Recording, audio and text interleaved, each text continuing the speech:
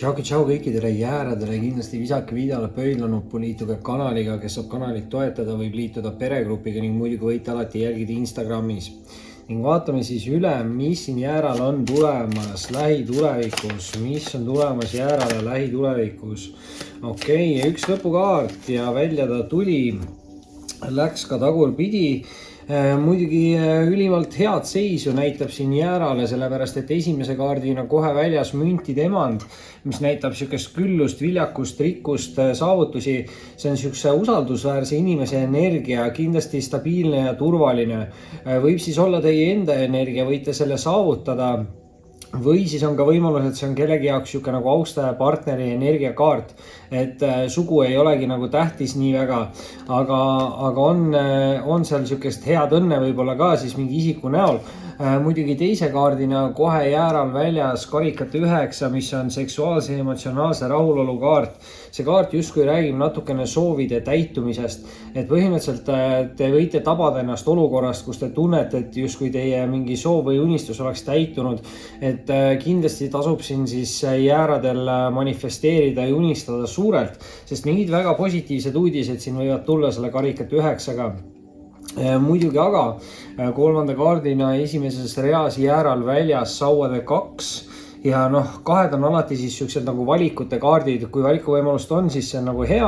aga nagu sauade 2 on pigem valiku ära tegemise kaart. Muidugi ta hoiab käes siin mingit gloobust, see võib tähendada mingit pikemat vahemaad, mingit netisuhtlust, aga samas ka mingit reisimist, kolimist, mingit asukoha muudatust, aga justkui see kaart ütleb, et keegi teeb siis ära mingi valiku, et minna kuhugi suunas. Ja muidugi sauad, eks ju, aktiivsus kindlasti tähendab tegutsemist, et keegi siin olukorras peab siis tegutsema. Nüüd aga teine rida ja esimese kaardina jäärale teise ritta kohe välja mõõgede rüütel. Rüütlid võivad olla nüüd iseenda energiat, sellisel juhul mõõgede rüütel on siuke hästi kiire rüütel, aus, õiglane, et võib-olla see kaart, kui teil endale siis üritab ta öelda, et hakake kiiremini tegutsema mingis olukorras või mingit kiiremat suhtlust on vaja, sest mõõgad on siuksed nagu suhtluse kaardid, aga ta võib ka olla austaja kaart ja mõõgede rüütel on kõige kiirem rüütel siis ja see võib öelda, et siis kas väga järsku on tekkinud või väga järsku võib tekkida mingi uus austaja nii-öelda ellu, et võimalusi selle kaardiga on, muidugi mõõgad on ka sellised nagu katsumuste kaardid, eks ju, et võib see tähendada natukene jällegi proovile panevat austajat, et siin on võimalus igalt poolt,